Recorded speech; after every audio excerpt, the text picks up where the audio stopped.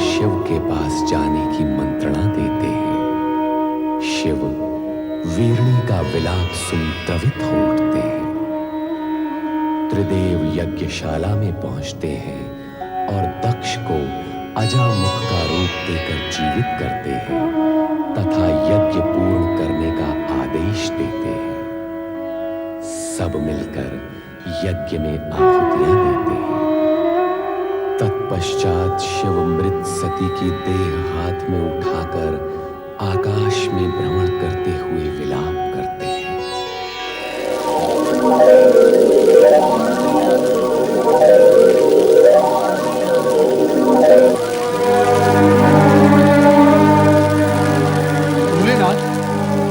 भोलेनाथ, नारद का प्रणाम स्वीकार हो। मंगल हो। प्रभु, आप कहाँ जा रहे हैं? देवी सती हमसे रुष्ट हो गई है। भोलेनाथ, आप ये कैसी बातें कर रहे हैं? क्यों? क्या सदा पत्नी को ही पति का साथ देना चाहिए, पति को नहीं? हम अपनी रुष्ट प्रिया का साथ कभी नहीं छोड़ेंगे। भोलेनाथ, क्या इतने पर भी आपको वास्तविकता समझ में नहीं आई? तुम हमारा समय नष्ट कर रहे हो नारद। तुम्हारी बातें सुनकर सती और अधिक रुष्ट हो जाएगी। रुष्ट? हे त्रिकालदर्शी, बिना प्राण की देह कहीं रुष्ट होती है भला? नारद! भोलेनाथ, मुझ पर क्रोधित होने से सत्य झुटलाया नहीं जा सकता।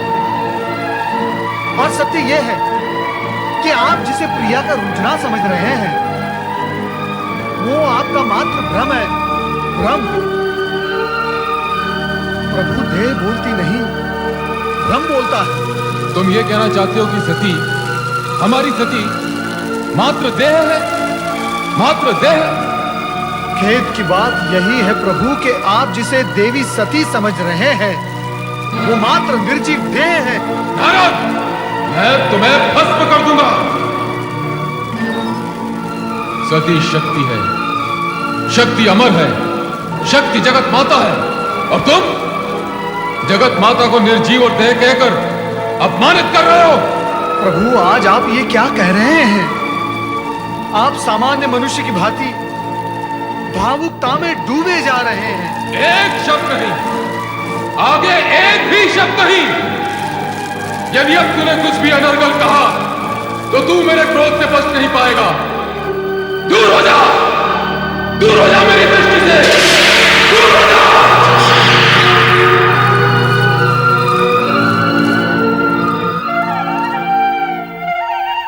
माता सरस्वते नमः। ब्रह्मदेवाय नमः। ब्रह्मदेवाय नमो नमः।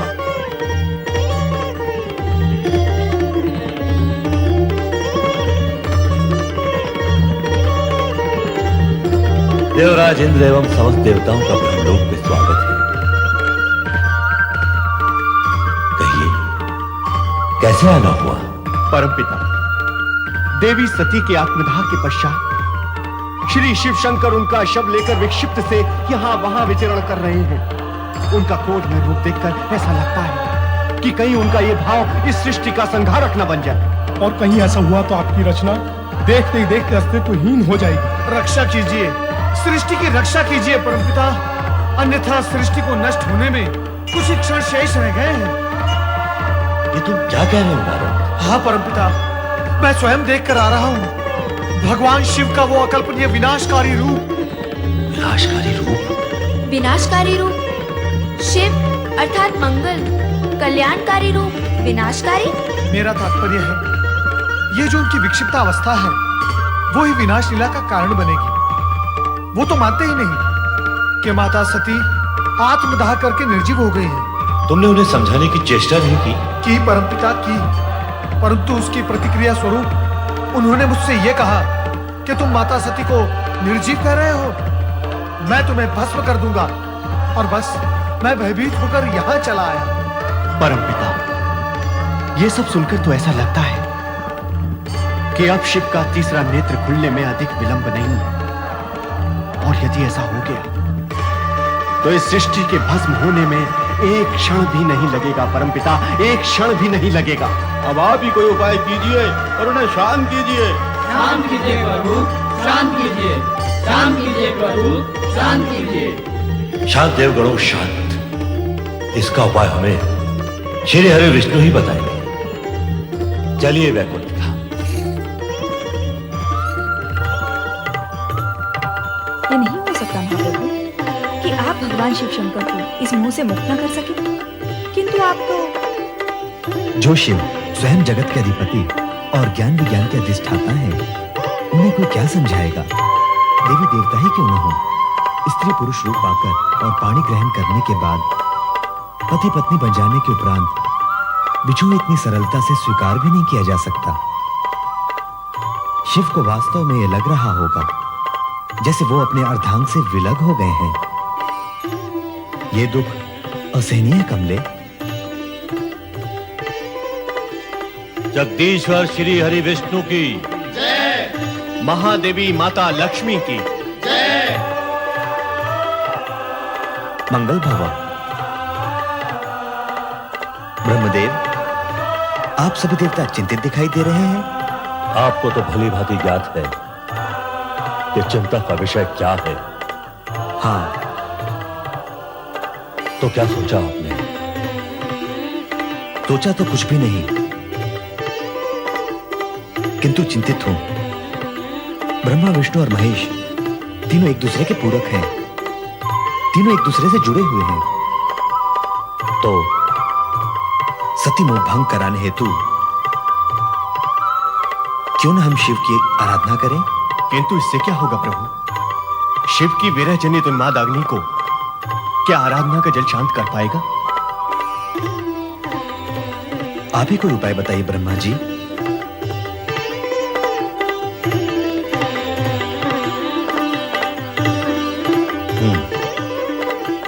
बहुत सोचने के पश्चात एक उपाय मन में आया तुम्हें। तो बताइए ना परमपिता, शुभस्य शीघ्रम। बताऊंगा, किंतु उसे कार्यान्वित श्री हरि विष्णु को करना होगा। आप कहिए तो सही। अपने सुदर्शन चक्र से सती का शांत विच्छेद करना।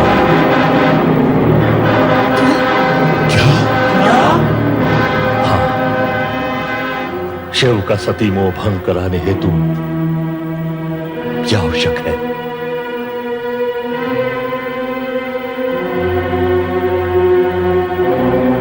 ब्रह्मदेव, मैं आपकी आज्ञा का पालन करने को तत्पर हूं, परंतु कुछ समय के पश्चात। जैसी आपकी इच्छा,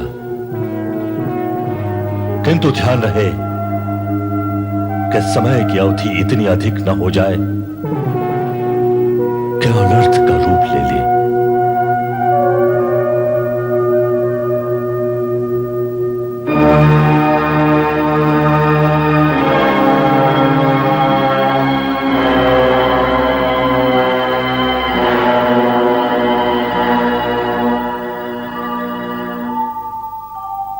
ओम नमः शिवाय। ओम नमः शिवाय। ओम नमः शिवाय। ओम नमः शिवाय। ओम नमः शिवाय। ओम नमः शिवाय। ओम नमः शिवाय। ओम नमः शिवाय।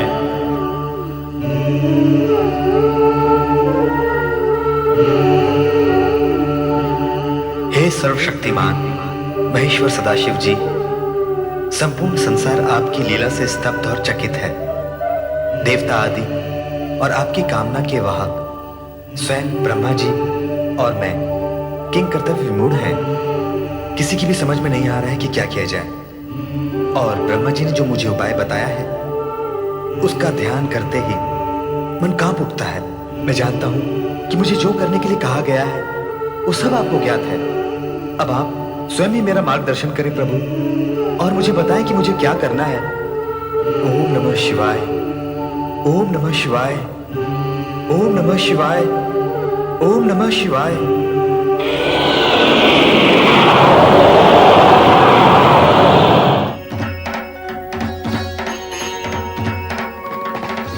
श्री हरि विष्णु, सभी शिव लीलाओं का कोई न कोई उद्देश्य है। जिस प्रकार मेरे स्वरूप में अनेक रूप छिपे हुए हैं, वैसे ही मेरी हर क्रिया के पीछे भी एक उद्देश्य छिपा हुआ है। ब्रह्मा विष्णु दोनों में ही शिव का अंश प्रकाशित है।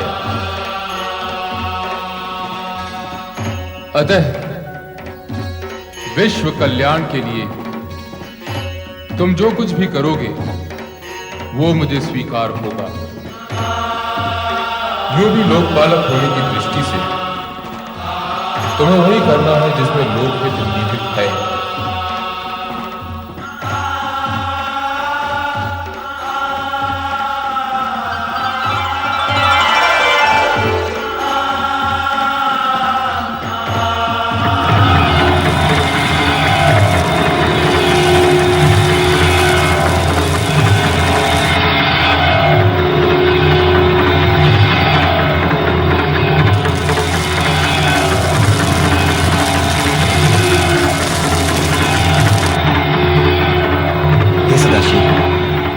आपसे अनुमति तो ले ही ली है, परंतु एक निवेदन भी करता हूं कि इस सुदर्शन चक्र से देवी सती का शव विच्छेद मात्र सृष्टि समृष्टि की रक्षा करने हेतु ही कर रहा हूं, और समृष्टि की रक्षा दूसरे शब्दों में आपकी लीला को नया मोड़ देने का बहाना भी बनेगी। मुझे अनुमति दे प्रभु।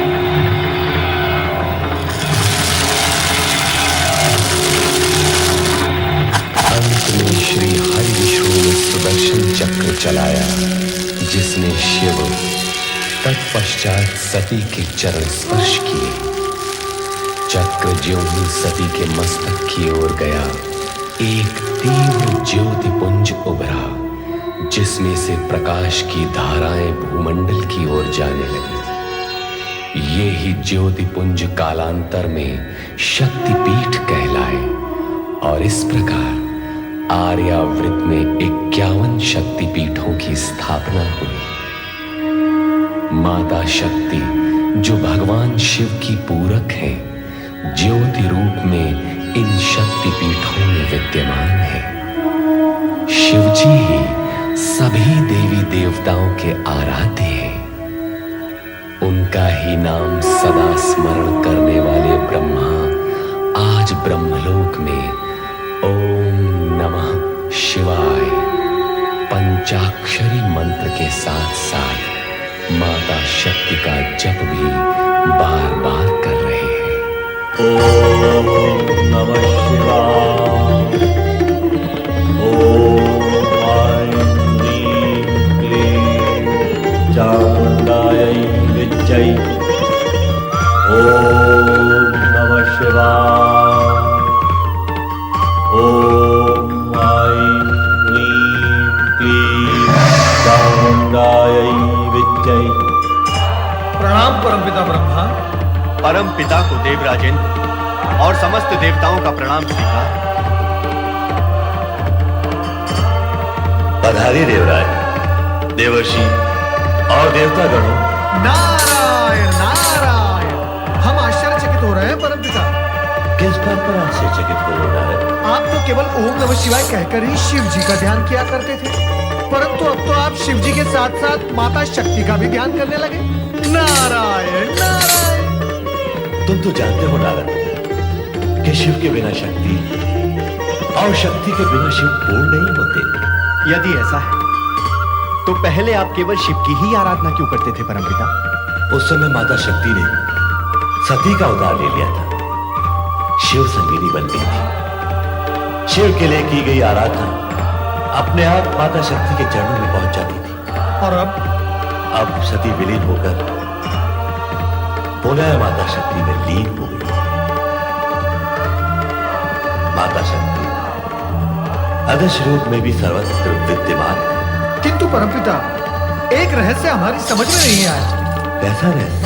भगवान श्री हरि विष्णु के चक्र से माता सती की देह के 51 खंड हुए जो आर्यवर्त पर गिरे।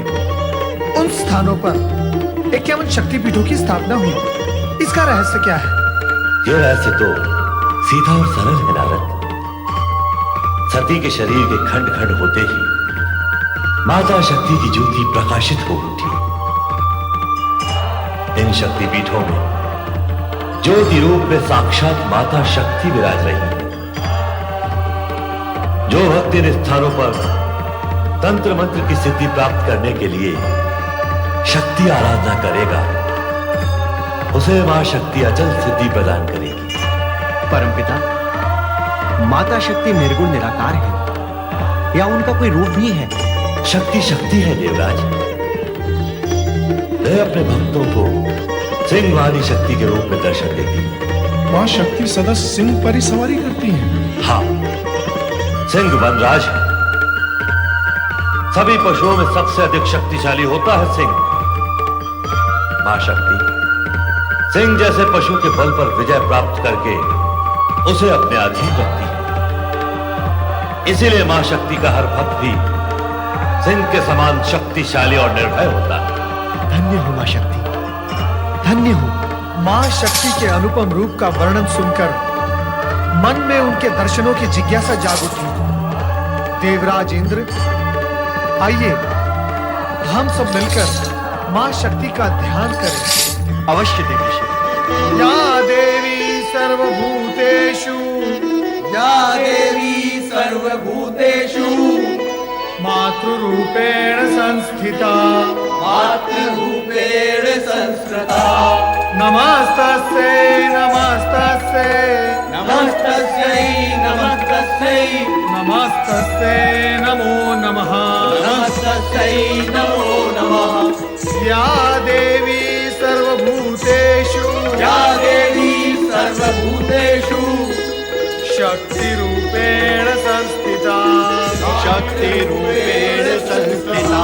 नमस्तस्यै नमस्तस्यै नमस्तस्यै नमस्तस्यै नमस्तस्यै नमो नमः। नमस्तस्यै नमो नमः। या देवी सर्वभूतेषु, या देवी सर्वभूतेषु मातृरूपेण संस्थिता, मातृरूपेण संस्थिता। नमस्तस्यै नमस्तस्यै नमस्तस्यै नमस्तस्यै नमस्तस्यै नमो नमः। नमस्तस्यै नमो नमः। या देवी सर्वभूतेषु, या देवी सर्वभूतेषु शक्तिरूपेण संस्थिता, शक्तिरूपेण संस्थिता। नमस्तस्यै नमस्तस्यै नमस्तस्यै नमस्तस्यै नमस्तस्यै नमो नमः। नमस्तस्यै नमो नमः।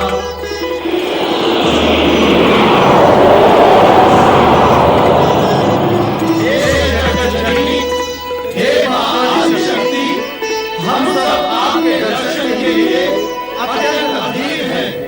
हमें दर्शन दो माँ, माँ हमें दर्शन दो।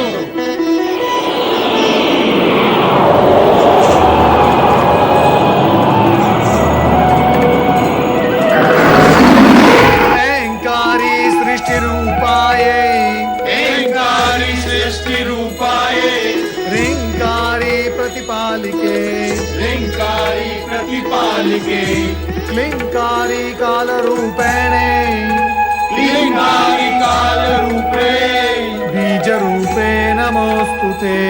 बीजरूपे नमोस्तुते। हे माता शक्ति, आप भगवान शिवशंकर की अभिन्न संगिनी हैं। आप पुनः सगुण अवतार लेकर कब दर्शन देंगे? शिव और शक्ति अभिन्न है।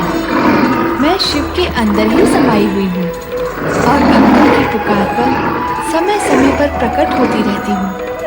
किंतु हे शक्ति माता, हम सब ये जानने के लिए उत्सुक हैं कि आप पुनः कब अवतार लेंगे। उसके लिए लंबी प्रतीक्षा करनी होगी देवराज। जब घटनाएं नए मोड़ लेंगी और शिव को मेरी आवश्यकता प्रतीत होगी, तब मैं नारी रूप में अवश्य जन्म लूंगी।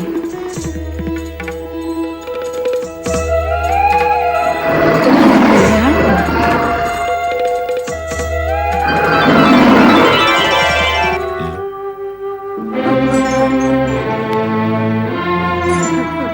हे पर्वतमालाओं, तुम भी आज सब मौन हो। तुम्हारे हृदय से फूटती हुई जलधाराएं सब तप सी गई हैं, जो कभी हवा के चलने के साथ घुंघरू की तरह बज उठती थी। क्या सती माता सब कुछ अपने साथ ले गई? क्या सब कुछ अपने साथ ले गई सती माता? सब कुछ अपने साथ ले गई। सब कुछ ले गई। माता हमको अनाथ कर गई। अब हमारे कौन भोजन की चिंता करेगा? अब कौन हमारे सोने जागने की चिंता करेगा? हे माता, हमसे बिछड़ने से पहले तलगिए तो सोचा होता। इस शिवलिंग का कौन ध्यान रखेगा? इस नदी का कौन ध्यान रखेगा? इस पृथ्वी का कौन ध्यान रखेगा? भगवान शिव शंकर की कौन चिंता करेगा? हे माता,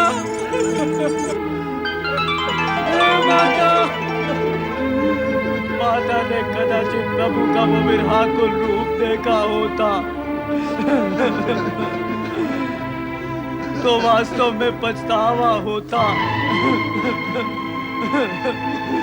कि वो प्रभु इच्छा विरुद्ध दक्ष महल क्यों गई।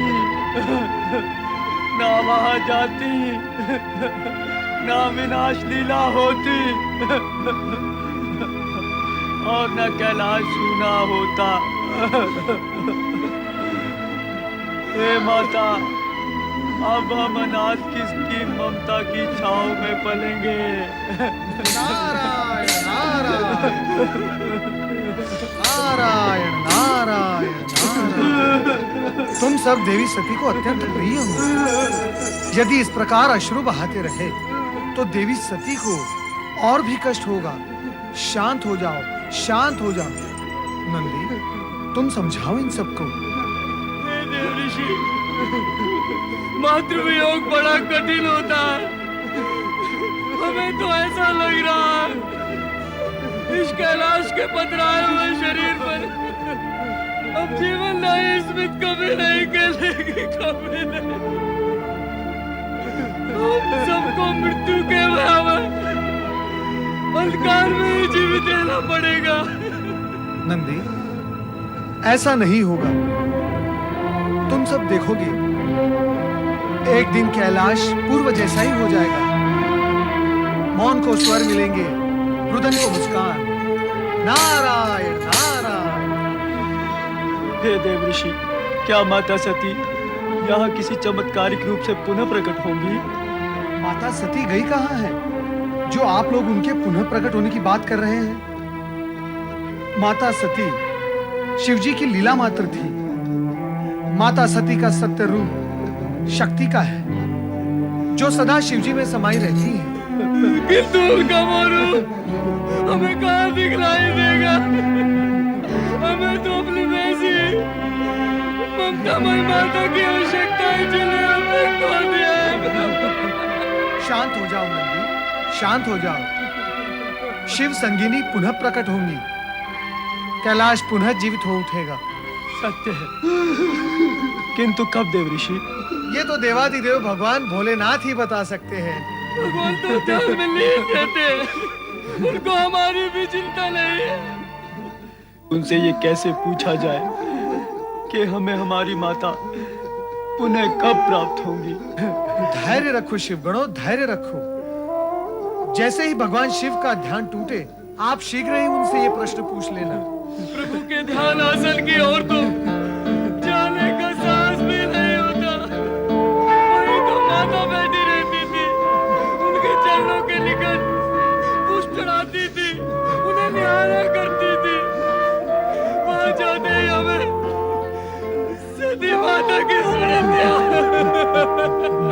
शांत हो जाओ। हे देव ऋषि, आप ही किसी उपाय से प्रभु से ये रहस्य उद्घाटित कराइए ना।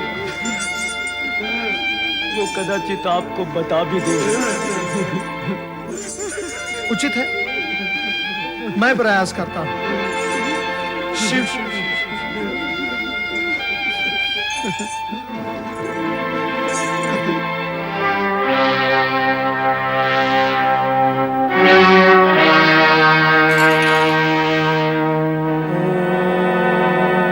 शिवाय। हे विश्वेश्वर, नारद का अभिवादन स्वीकार करें।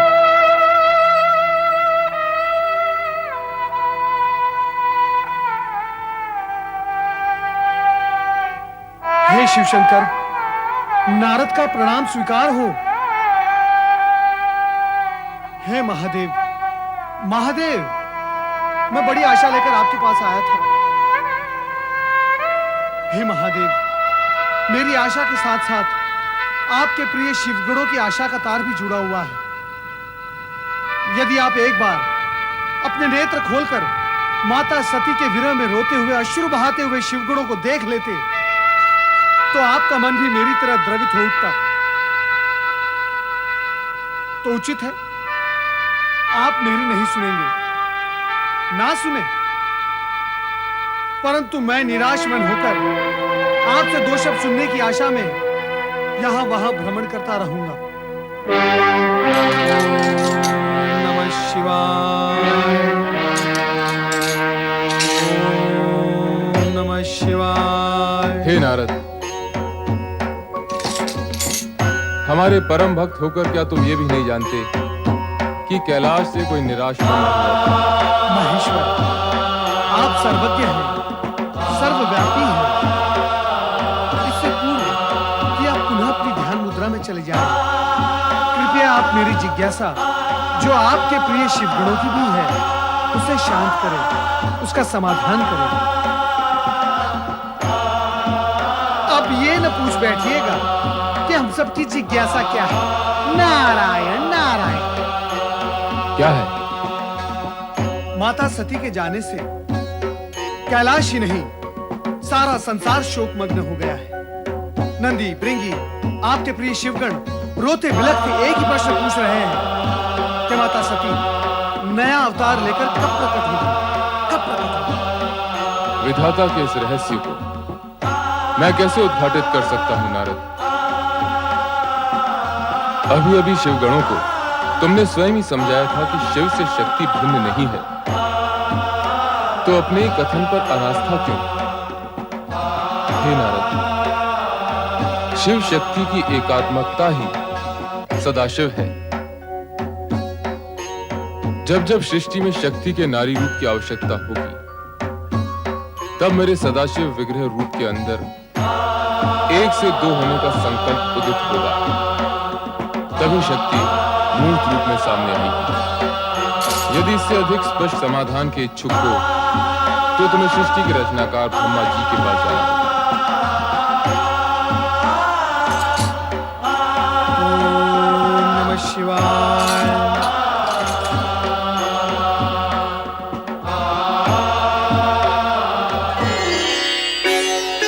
कुछ भी स्पष्ट नहीं हुआ। माता सती के आगामी अवतार के विषय में भगवान भोलेनाथ ने कुछ कहा? केवल इतना ही कि कदाचित परमपिता के पास इस प्रश्न का उत्तर हो। अतः शिवगणों, निराश होने की आवश्यकता नहीं। मैं परमपिता के पास जा रहा हूं। कदाचित तुम्हारे इस प्रश्न का उत्तर उनके पास हो। नारायण नारायण। अरे ओम नमः शिवाय, ओम नमः शिवाय, ओम नमः शिवाय। नारायण नारायण। परमपिता ब्रह्मा, माता सरस्वती, अपने पुत्र नारद का प्रणाम स्वीकार करें। नारद, तुम यहाँ क्या जानने आए हो, ये मुझे भली भांति ज्ञात है। किंतु जिस विषय पर स्वयं शिवजी मान रहे गए,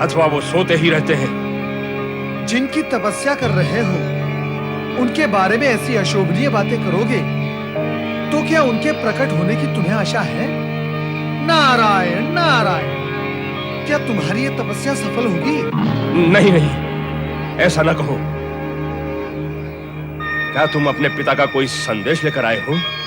संदेश तो नहीं, पर हाँ, वो तुम्हारी प्रशंसा करते हुए ये अवश्य कह रहे थे कि तुम एक महान व्यक्ति हो और तुम्ही से कई महत्वपूर्ण घटनाओं की उत्पत्ति होगी।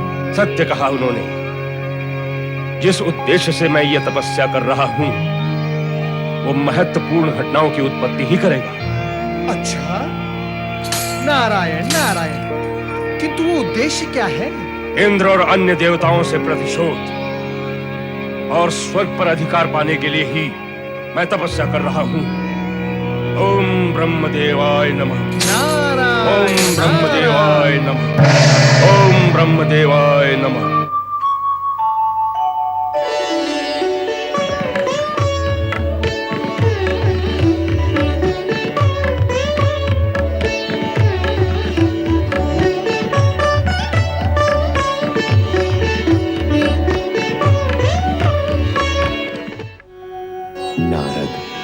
वन में जाकर देखते हैं कि स्वर्ग पर अधिकार प्राप्त करने के लिए तारकासुर तपस्यारत है।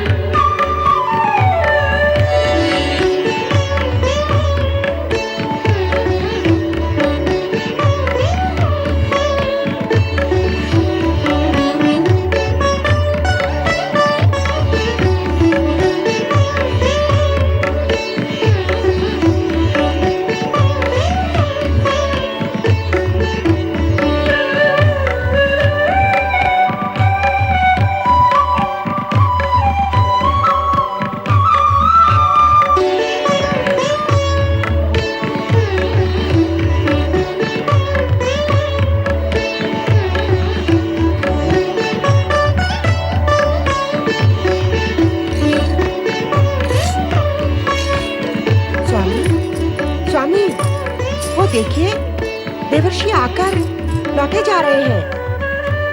स्वामी, मैंने कहा देवर्षि क्यों आए और क्यों लौटे जा रहे हैं, तनी पूछे तो सही। देवर्षि, देवर्षि,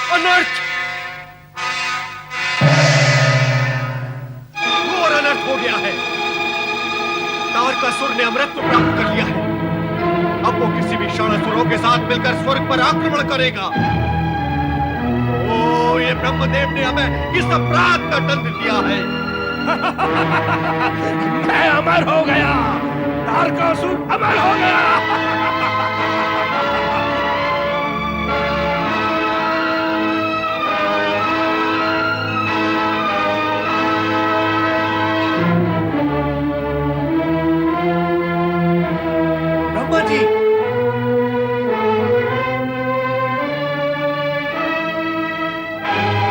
धन्य हो सृजनहार सृष्टिकर्ता ब्रह्मा जी, धन्य हो।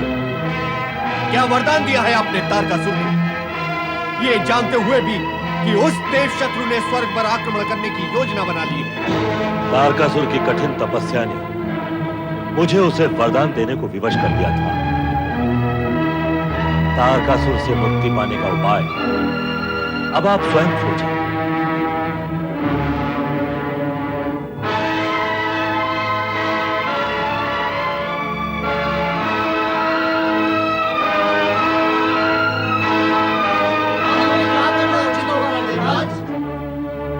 देवगणों, चलो स्वर्ग की सुरक्षा का प्रबंध करें।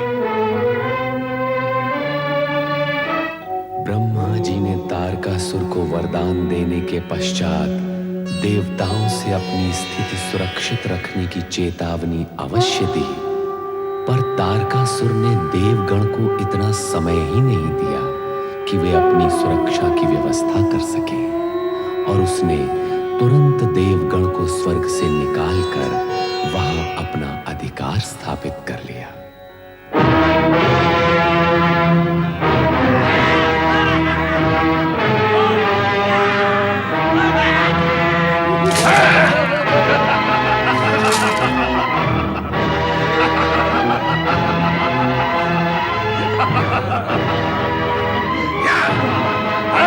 नीचे उतारो, अब सिंहासन पर हम बैठेंगे। अब सभी देवतागण हम असुरों के बंदी हैं। अब हम स्वर्ग के राजा हैं, स्वर्गाधिपति हैं, स्वर्गाधिपति। महाबली तारकासुर की जय, महाबली तारकासुर की जय, महाबली तारकासुर की जय। और अब सर्वशक्तिशाली तारकासुर का अधिकार मात्र स्वर्गलोक पर ही नहीं होगा, तीनों लोकों पर होगा। हम त्रिलोकपति कहलाएंगे, त्रिलोकपति।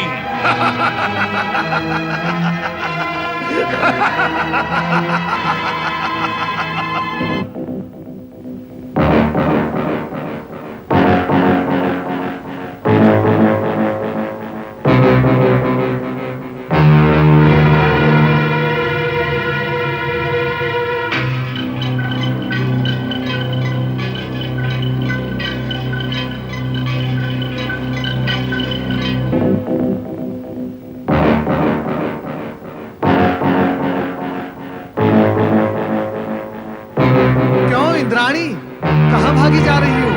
क्या देवराज इंद्र के मन में कोई अन्य अप्सरा तो नहीं बस गई? ये विनोद का समय नहीं है देवर्षि। तारकासुर ने देवताओं से उनकी निधियां छीनकर उन्हें बंदी बना लिया है और स्वर्गलोक पर अधिकार कर लिया है। आप उन्हें कैसे भी असुरों के अंकुश से मुक्त करवाइए देवर्षि। चिंता की कोई बात नहीं, कोई न कोई युक्ति अवश्य निकल ही जाएगी। नारायण नारायण।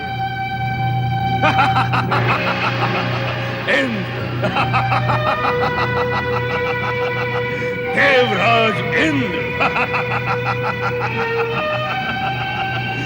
स्वर्ग के राजा इंद्र, आज से तुम हमारे दास हो। हमारी सेवा करना ही तुम्हारा कर्म है। आओ, हमारे पांव दबाओ। सुना नहीं हमने क्या कहा? ब्रह्मपुत्र प्रणाम करता हूं। दानवराज, वरदान प्राप्त होते ही तुम अपने आसुरी कर्मों पर उतर आए।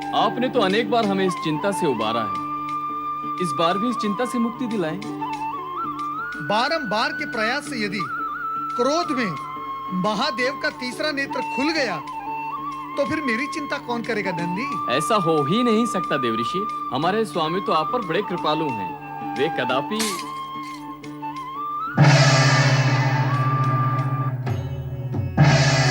नमः शिवाय ओम नमः शिवाय ओम नमः शिवाय ओम नमः शिवाय ओम नमः शिवाय ओम नमः शिवाय ओम नमः शिवाय ओम नमः शिवाय। देवादिदेव महादेव के श्री चरणों में नारद का प्रणाम स्वीकार हो। सदा जगत कल्याण का ध्यान करने वाले नारद, क्या तुम भी यहाँ अपने कल्याण की कामना लेकर आए हो? हे त्रिकालदर्शी, आपको ज्ञात है कि जगत के कल्याण में ही नारद अपना कल्याण मानता है।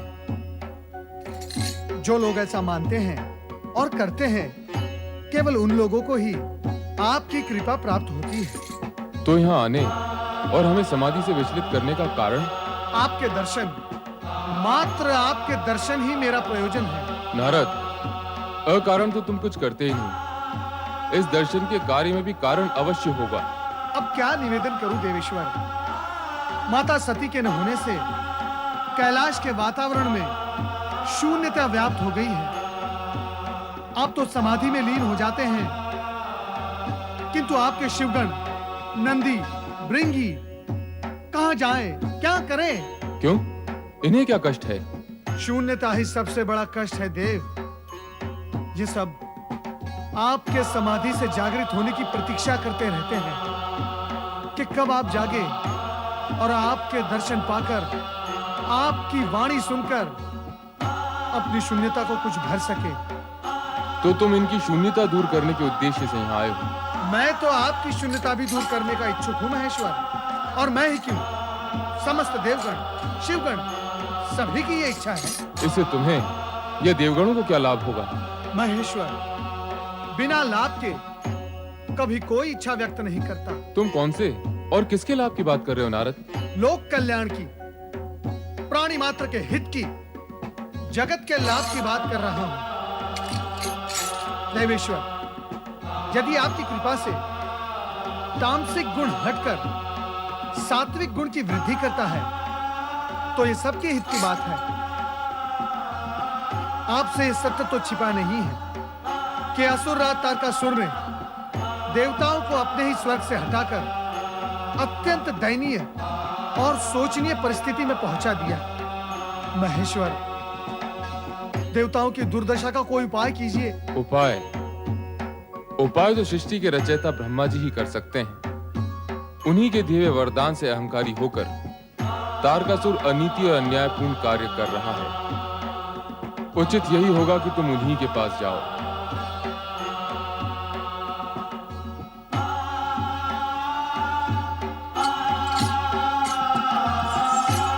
देवऋषि,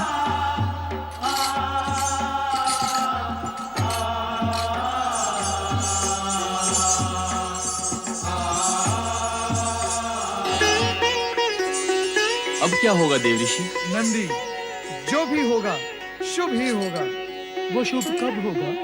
भृंगी, सत्य को समझ लो कि समय से पहले और भाग्य से अधिक कभी किसी को कुछ प्राप्त नहीं होता। जो भी होगा अच्छा ही होगा। माता सती के रिक्त स्थान की पूर्ति होते ही सब ठीक हो जाएगा। क्या ऐसा होगा देवऋषि? अवश्य होगा नंदी, अवश्य होगा।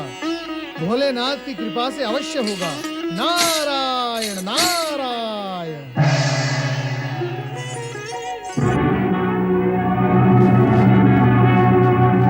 तारकासुर ने तो हमें छोड़ दिया, किंतु उसके असुर सैनिक हमारा पीछा नहीं छोड़ेंगे। कैसा प्रतिकूल समय आया है। देवता होकर भी हमें यहाँ वहाँ भटकना पड़ रहा है। कब तक ये कष्ट भोगेंगे हम? क्यों ना हम सब देवता मिलकर इन दुष्ट राक्षसों का सर्वनाश कर दें?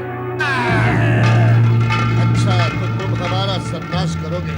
हमारे स्वामी तारकासुर ने तुम पे दया करके तुम्हें छोड़ दिया, तो तुम उनके ही विरुद्ध षड्यंत्र कर रहे हो। और हम तुम्हें दंड दिए बिना नहीं छोड़ेंगे। दानों से हमारी रक्षा करें। रक्षा करें हमारी देवर्षि देवर्षि। आप तो ऐसे भाग रहे हैं जैसे आपके पीछे असुर आ रहे हो।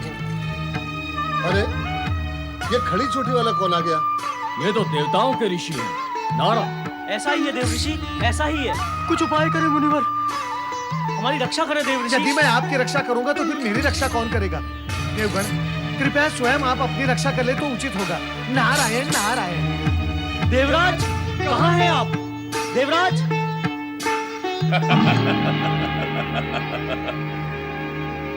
स्वर्ग पर अधिकार पा लेने के पश्चात मदिरा पान का आनंद ही कुछ और है।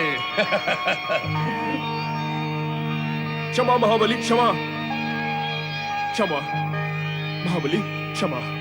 किस अपराध के लिए क्षमा मांग रहे हो सेनापति? महाबली, आपके विरुद्ध षड्यंत्र रचने वाले देवताओं को लेकर हम आपके पास आ रहे थे, किंतु खड़ी चोटी वाले मुनि नारद मार्ग में मिल गए। वो हमें बातों में लगाकर उन्हें बचा कर ले गए। सेनापति, तुम हमारे विनाश के बोल न बोलो। नहीं स्वामी, मैं ऐसे क्यों बोलूंगा? हम देवताओं को पराजित करके स्वर्ग के अधिकारी बने हैं।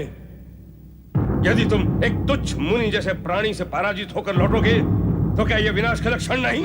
भविष्य में ऐसी भूल नहीं होगी स्वामी। भविष्य को तो तुम अंधकार में खोकर आए हो सेनापति।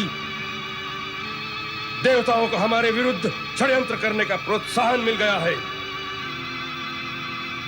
यदि हमने समय रहने पर देवताओं को दंडित न किया तो समय आने पर वही हमारे विरुद्ध षड्यंत्र करके हमसे स्वर्ग छीन लेंगे। ऐसा नहीं होगा महाबली, मैं ऐसा नहीं होने दूंगा। जाओ तुम।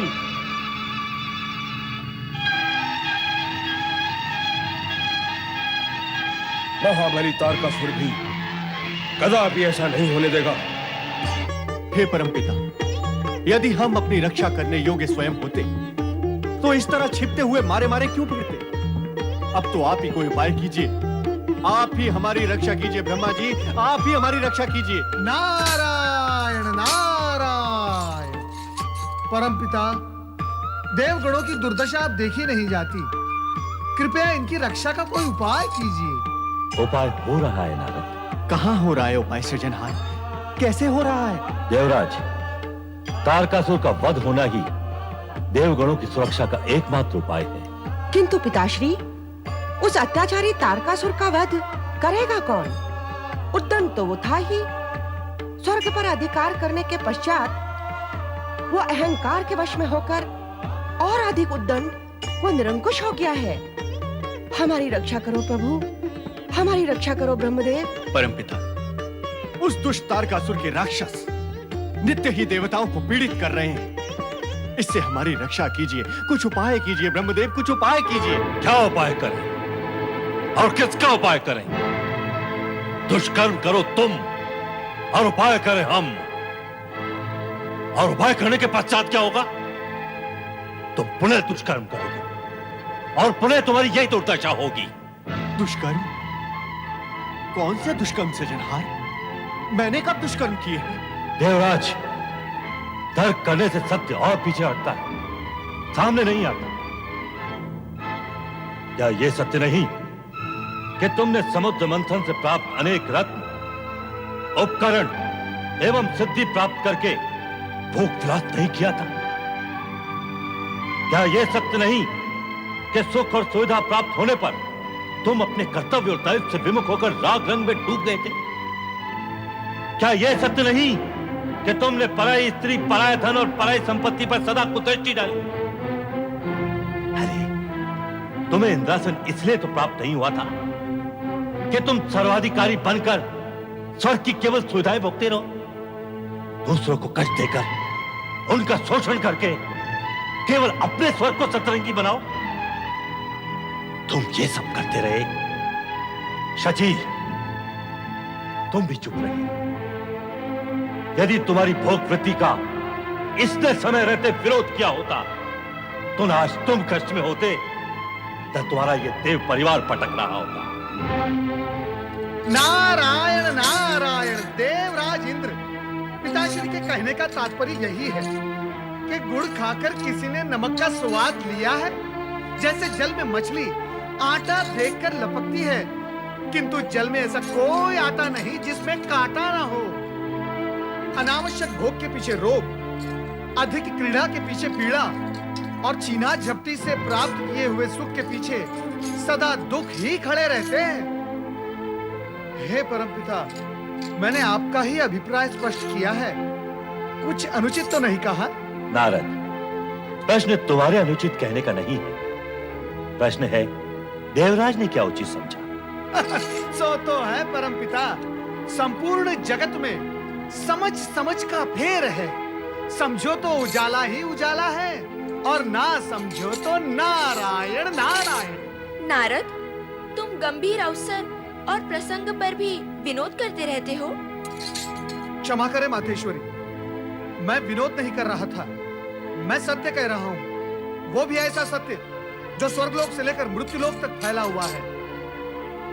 यदि आपको मेरे कथन पर विश्वास नहीं है तो आप स्वयं दृष्टि डालकर देख ले मृत्युलोक पर। जिसने भी स्वार्थ, लोभ और भोगवश होकर समझ से शत्रुता की, वो अंधेरों में ही गिरता चला गया। यही विश्वव्यापक सत्य है। देवराज इंद्र, नारद ने वही कहा है जो मुझे कहना था। तुम स्वर्ग के अधिपति और देवताओं के राजा होकर भी अपनी भोग वृत्ति के कारण अपना सब कुछ खो बैठे, किंतु तामसिक वृत्ति वाला तारकासुर अपने जप तप के बल पर मुझसे वरदान प्राप्त करके अपनी आसुरी जाति के उत्थान का मार्ग प्रशस्त कर रहा है। तुम दिव्य शक्तियों से पूर्ण होते हुए भी पराजित हुए और आसुरी शक्तियों का स्वामी घोर तपस्या और त्याग करके विजयी हुए। क्षमा करें परमपिता, मुझे क्षमा करें। इस भोग वृत्ति के कारण मुझसे जो भूल हुई है उसके लिए मुझे क्षमा करें सृजनहार। मैं देवराज इंद्र आपको यह वचन देता हूं कि भविष्य में ऐसे कार्यों की पुनरावृत्ति हम देवों से कभी नहीं होगी। हाँ पिताश्री, मैं भी भविष्य में सावधान रहूंगी। आप कृपा कीजिए कि तारकासुर को दिया गया वरदान फलित न हो। असंभव, ये प्रकृति के नियम के विरुद्ध है। वरदान कोई बालकों का खिलौना नहीं जिससे इच्छानुसार कभी भी लिया अथवा दिया जा सके। सच तो यह है कि वरदान दिया नहीं जाता, वो तो साधक द्वारा लिया जाता है। अपने जप तप से संचित पुण्य के बल पर साधक वरदान प्राप्त करता है। जब तक उसके पुण्य शेष रहते हैं, वरदान की शक्ति भी उसका साथ देती है। पुण्य के क्षीण या समाप्त होते ही वरदान भी अपना प्रभाव खोने लगता है। तारकासुर का पुण्य जब तक उसके अपने साथ है, उसका कुछ भी अहित नहीं हो सकता।